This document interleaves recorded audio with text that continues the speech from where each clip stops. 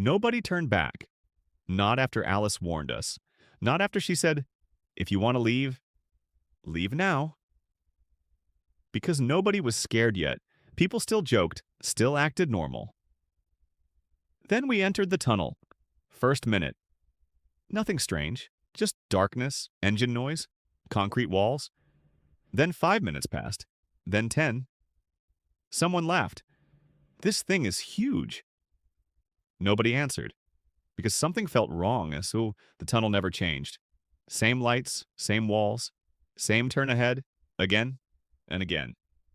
Then someone checked the clock. Long pause. It stopped. Not broken. Stopped. And suddenly, the radio turned on. Static. Breathing. Then one sentence. You are very far away now.